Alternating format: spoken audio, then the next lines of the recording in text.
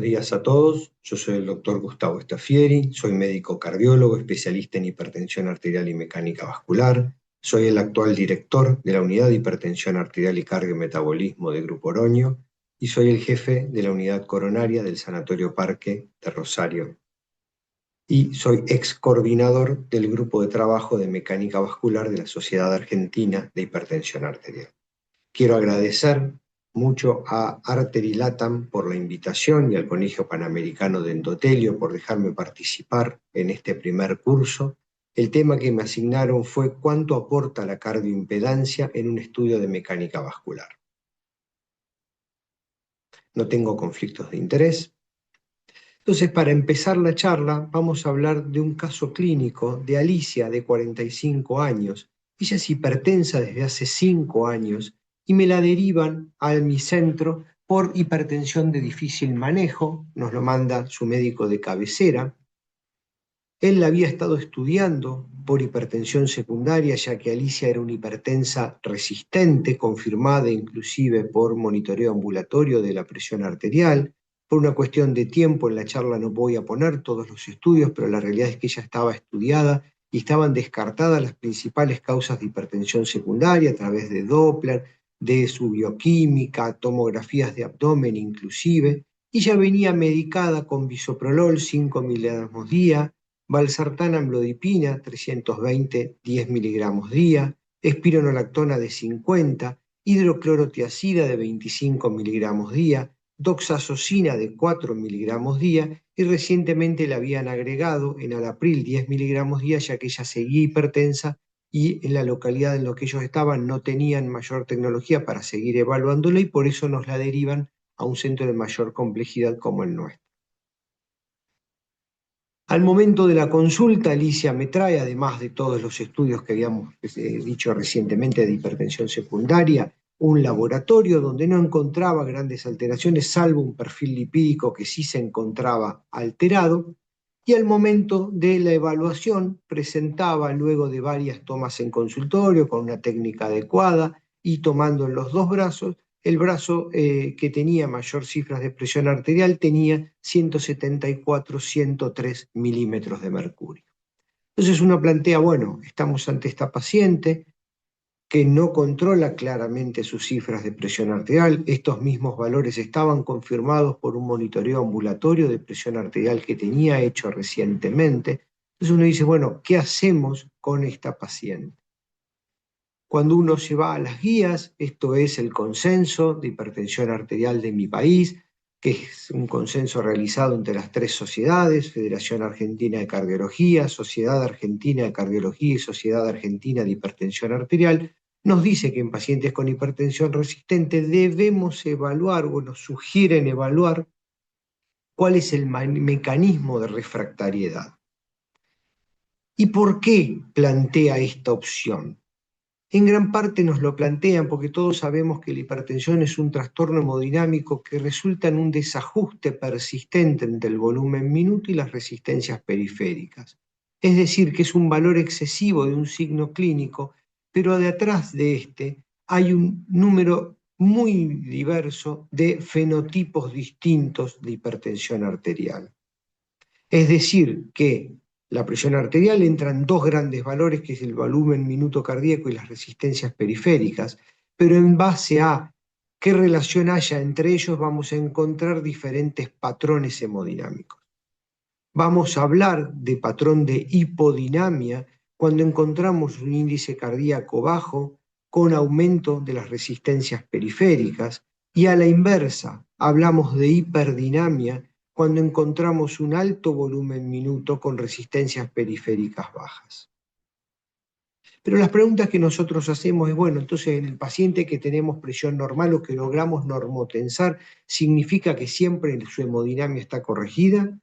O también el otro interrogante que nos hacemos, y si la presión arterial que nosotros podemos medir en el consultorio nos puede mostrar realmente cuál es la alteración hemodinámica subyacente o podemos predecir con esas variables clínicas cuál es el mecanismo de hipertensión que tiene nuestro paciente. Y vamos a ver que está más que claro, y en la charla lo vamos a ir viendo, que la presión arterial en consultorio no nos va a mostrar la alteración subyacente hemodinámica que tenemos, que inclusive podemos normotensar un paciente a expensas de torcer su hemodinamia y que ella se permanezca alterada, que inclusive su hemodinamia puede lograr diferentes puntos de equilibrio para mantener una presión arterial constante o que con pocas variaciones de la presión coexistan con grandes alteraciones hemodinámicas que va a llevar a factores pronósticos, como vamos a ver, desfavorables para ese paciente. Y es por eso que nosotros utilizamos esta técnica, que es la cardiografía por impedancia, que es una técnica sencilla, no invasiva, que mide las modificaciones de la impedancia torácica inducidas por la actividad cardíaca y estima el gasto cardíaco, mediante una ecuación que relaciona la variación de esta impedancia y el volumen torácico, puede calcular variables que nos guían tanto en el manejo de las cifras de presión como en el pronóstico.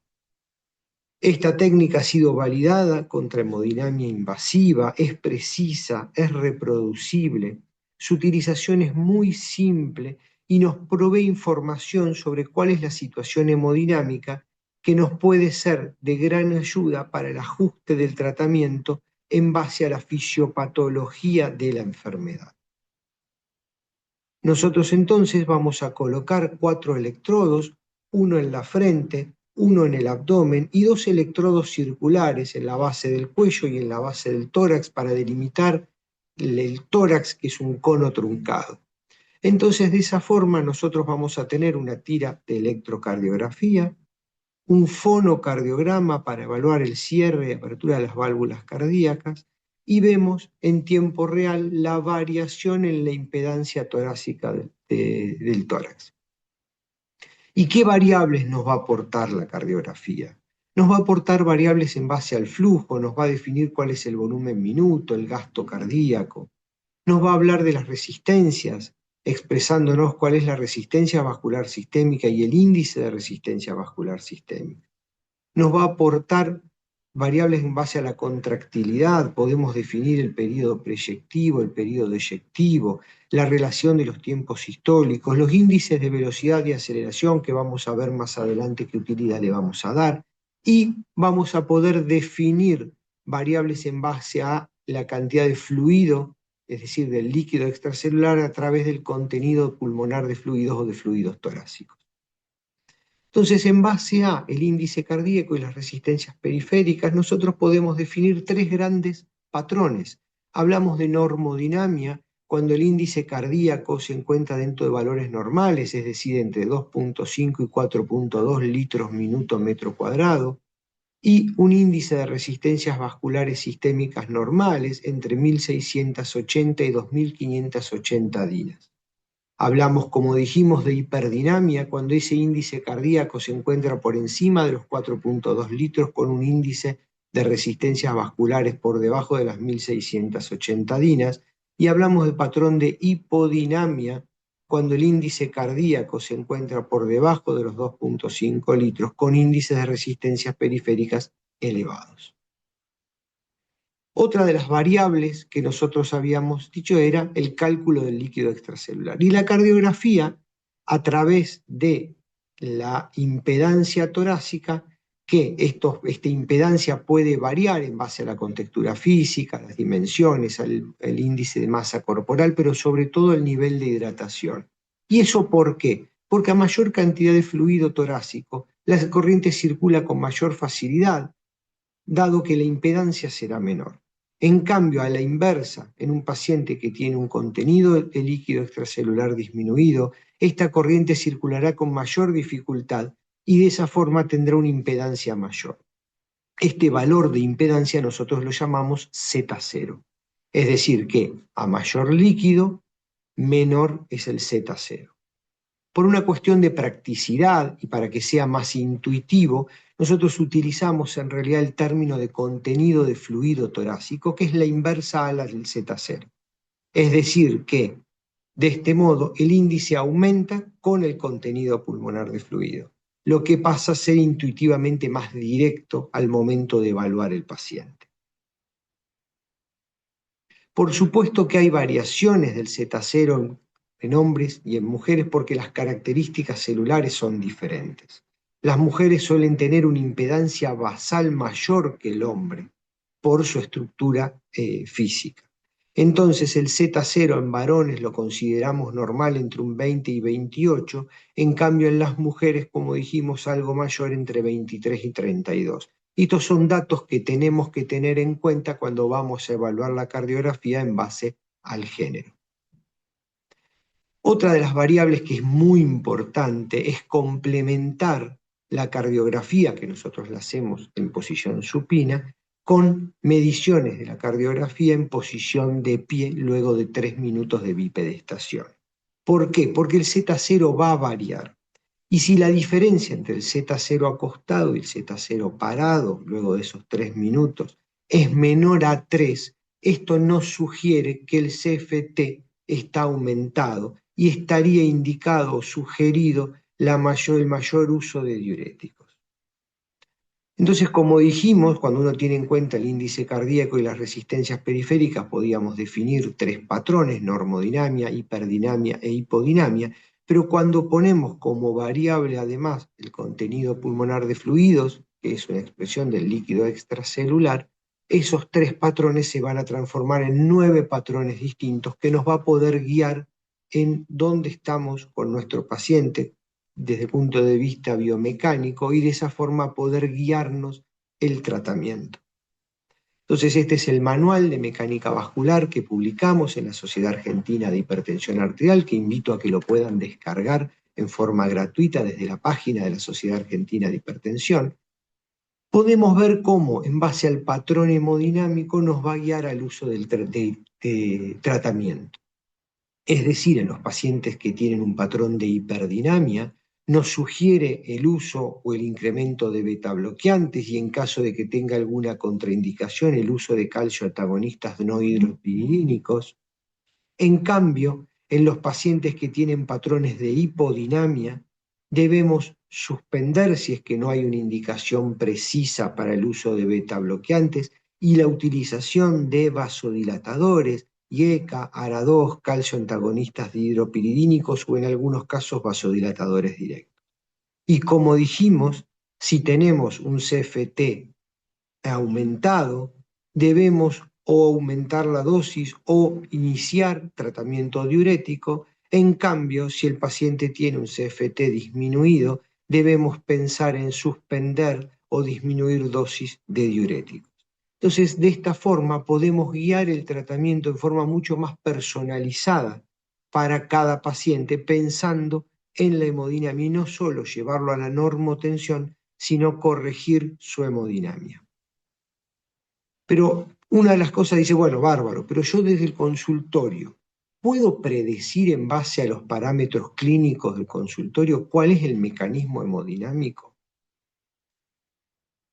Y sabemos que hay diferentes fenotipos de hipertensión arterial. Uno de ellos es la hipertensión diastólica aislada, que es un fenotipo bien reconocido en los jóvenes y adultos de edad media, que típicamente se lo atribuyó a un aumento de las resistencias vasculares sistémicas. Inclusive algunos autores postulan que los pacientes jóvenes hipertensos comienzan con hiperdinamia y más tarde desarrollan un aumento del tono vascular periférico, llevando a la hipertensión diastólica aislada. Es por eso que el doctor César Romero con su equipo diseñó este estudio ya hace algunos años. Eran todos pacientes jóvenes, menores de 50 años, no medicados, que tenían hipertensión diastólica aislada, inclusive confirmada por MAPA. Fíjense que la edad media era de 39 años, del 47% de ellos eran hombres.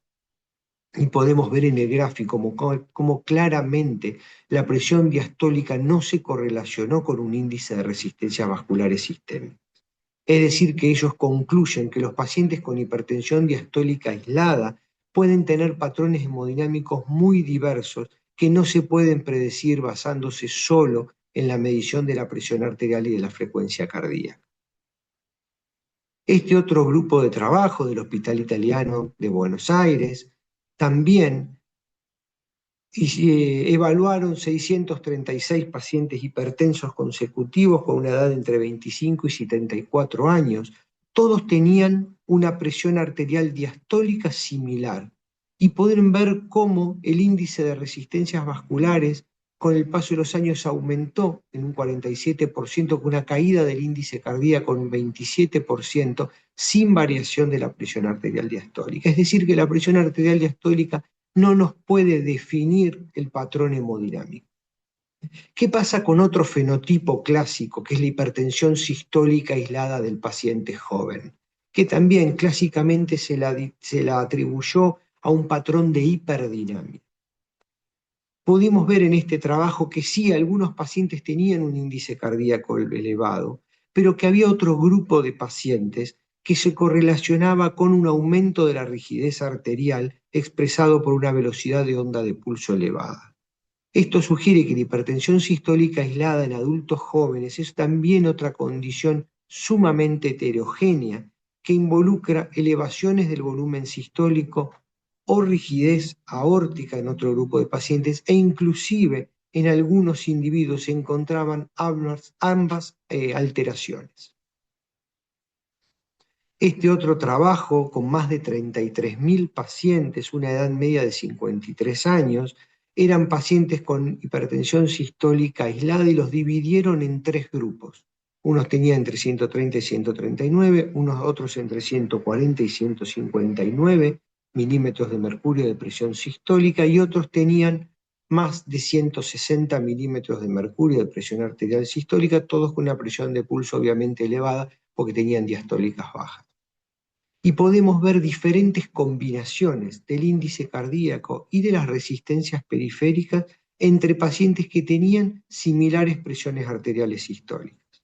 Es decir, pacientes que tenían valores de presión arterial sistólica similar tenían perfiles hemodinámicos muy distintos en todas las categorías de presión arterial. Es decir, que las características demográficas y clínicas de los pacientes no predice su patrón hemodinámico. Y esto se observó en toda la población y en mujeres y en varones cuando se hicieron los estudios por su grupo de género. Otra de las variables dice, bueno, la edad. Seguro que los pacientes más jóvenes son todos hiperdinámicos y los ancianos son todos hipodinámicos. Entonces diseñaron este estudio donde evaluaron a ver si los patrones hemodinámicos tenían relación con la edad o no. Y podemos ver que, si vemos en frecuencia, el 67% de los pacientes que se evaluaron tenían patrones de hipodinamia, pero solo hubo una débil asociación entre edad e hiperdinamia. Que el porcentaje de pacientes hiperdinámicos en edad media entre 40 y 50 años inclusive fue mayor que en los pacientes más jóvenes, menos de 20 años, que uno plantearía que esos pacientes eran los más hiperdinámicos. Sí se observó que el tabaquismo y el síndrome metabólico tenían una relación inversa con el patrón de hiperdinamia. Entonces este estudio en realidad nos muestra que los parámetros hemodinámicos varían ampliamente entre pacientes hipertensos no tratados. Pero uno dice, bueno, ya nos demostraste todo lo que estuvimos hablando, pero en la realidad y en la práctica nos ayuda a conocer la hemodinamia para el manejo de nuestros pacientes. Y la doctora Sandra Thaler había demostrado ya hace unos años, cuando hizo este trabajo, ella reclutó más de 100 pacientes, los dividió en 2 grupos, estos eran todos pacientes hipertensos tratados con al menos 2 drogas y estaban siendo evaluados por médicos especialistas en hipertensión arterial. Los dividió en 2 grupos, un grupo guiado por guías y otro grupo guiado por hemodinamia, es decir, por cardiografía, y un seguimiento a 3 meses. Y se observó que en los 2 grupos hubo descenso de la presión arterial, pero en el grupo guiado por cardiografía, este control se observó en un 70% más a menudo que el grupo guiado por guías. Inclusive el grupo guiado por cardiografía resultó en una mayor reducción de los índices de resistencia vasculares sistémicas y un uso más intensivo de terapia diurética guiado por el contenido de fluido torácico en base al grupo guiado por guías y los médicos especialistas. Este otro estudio tiene un diseño bastante similar, pero eran todos hipertensos tratados con al menos una droga, que fueron también randomizados a tratamiento estándar versus guiado por cardiografía, también con un seguimiento de 3 meses, y demostró una significativa mayor reducción tanto de la presión arterial sistólica como diastólica en los guiados por cardiografía. Es decir, que la rama hemodinámica logró un control un 35% más frecuente cuando el objetivo era menos de 140/90 y un 104% más cuando el objetivo era menos de 130/85. Pero además de que la cardiografía ha demostrado mejorar el control de la presión arterial en nuestros pacientes, ¿tiene algún otro valor pronóstico? Es decir, si yo al paciente corrijo sus cifras de presión arterial pensando en su hemodinamia y corrijo su hemodinamia además de normotensarlo, ¿voy a lograr algún beneficio extra? El grupo del Hospital Italiano, guiado por el doctor Marcelo Rada, nos había demostrado que por cada 500 mililitros que aumentábamos el índice cardíaco se reducía un 15% el riesgo de eventos, y a la inversa, pacientes que aumentaban sus resistencias periféricas aumentaba el riesgo de evento combinado un 11%. Es decir, que ellos concluyen que las mediciones hemodinámicas no invasivas aparecen como predictores independientes tanto de morbilidad cardiovascular como cerebrovascular en pacientes ambulatorios. El estudio Prevention, con más de 1.600 adultos con un seguimiento de más de 10 años, evaluó los parámetros de la cardiografía para ver cuáles eran predictores independientes de mortalidad y concluye que el predictor más fuerte fue el de la complacencia arterial y que también eran predictores los índices de contractilidad, es decir, los índices de velocidad e índices de aceleración. Es decir, que pacientes que tenían una complacencia arterial más baja o un índice de velocidad e índices de aceleración menores tenían mayor mortalidad que los pacientes que no lo presentaban. Pero entonces dijimos, bueno, a ver, ¿qué hicimos con Alicia? Recuerden que Alicia estaba medicada con 7 drogas: bisoprolol 5, valsartán amlodipina 320-10, espironolactona de 50, hidroclorotiazida de 25, doxazosina de 4 y enalapril de 10 miligramos. Entonces, obviamente, le hicimos una cardiografía en ese momento cuando ella ingresa a nuestra institución, donde podemos observar que Alicia presentaba un patrón de hiperdinamia franco con un índice cardíaco de 6.3 litros minuto, con un índice de resistencias periféricas de 1.500 dinas. Es decir, como podemos ver en el cuadro de la derecha, se encontraba hipertensa con hiperdinamia. Entonces le planteamos a Alicia suspender gradualmente la doxazosina e ir bajando la dosis de vasodilatadores y aumentamos algo el uso de beta bloqueantes. Alicia queda entonces con bisoprolol 10 miligramos, valsartán amlodipina 325, espironolactona de 50 y su hidroclorotiazida de 25 miligramos. Alicia no vivía en la localidad, en mi ciudad, vivía en una localidad alejada, entonces por cuestiones familiares no tenía chance de venir antes que el mes. Hablamos con su médico de cabecera de allá de su localidad para que la controlara en ese mes, y recién Alicia podía volver al mes a nuestra institución. Al mes, Alicia ya venía bastante más contenta, nos dice: doctor, estoy con mejores cifras de presión arterial, tenía 144/93 al momento del examen físico, y le realizamos una nueva cardiografía donde podemos evaluar que el índice cardíaco ahora era de 5.7 litros con un índice de resistencias de 1.490 dinas. Es decir, el índice cardíaco había disminuido algo y Alicia estaba con mejores cifras de presión arterial. Entonces le fuimos suspendiendo, le dejamos un programa para ir suspendiendo gradualmente el valsartán y la amlodipina para que Alicia quede con bisoprolol 10 miligramos, espironolactona de 50 e hidroclorotiazida de 25, y nuevamente Alicia podía venir al mes siguiente. Entonces se la cita para un mes con control con su médico de cabecera. Al mes, Alicia viene muy contenta y me dice: doctor, estoy con muy buenos controles de presión arterial en domicilio. Ella tenía un equipo para tomarse y ella se controlaba en forma de, digamos, hacía monitoreos domiciliarios de su presión arterial con una muy buena técnica, era una paciente muy comprometida con su patología. Y fíjense que le repetimos la cardiografía Alicia al momento del examen tenía una presión de 125/75, con un índice cardíaco que ahora se encontraba dentro de valores normales, con un índice de resistencias también normal, presentaba un índice cardíaco de 3,8 litros por minuto, con 1839 dinas de resistencias periféricas, y el contenido pulmonar de fluido se encontraba dentro de valores normales. Es decir, que Alicia pasó de estar con 7 drogas, con un patrón de clara hiperdinamia, a terminar con 3 drogas, normotensa y normodinámica. Es decir, que la cardiografía por impedancia desenmascara el deterioro hemodinámico conforme aumenta la presión arterial. Nos puede ayudar a mejorar el control de la misma a través de un tratamiento individualizado. Nos guía a una mayor reducción de las resistencias periféricas, a un mantenimiento del índice cardíaco, a una mejoría de la complacencia arterial y por lo tanto a una preservación de la perfusión órgano-tisular. Es muy útil en el manejo de los pacientes con hipertensión arterial resistente, tiene importancia y utilidad pronóstica. Inclusive hay algunos estudios que han puesto en evidencia una buena relación costo-beneficio del tratamiento basado por cardiografía. Así que bueno, quiero nuevamente agradecer a Artery, al doctor Pupi, a la doctora Calabria por la invitación a participar y a la Sociedad Panamericana de Endotelio por dejarme participar en este curso. Espero que les haya sido útil. Muchísimas gracias por su atención.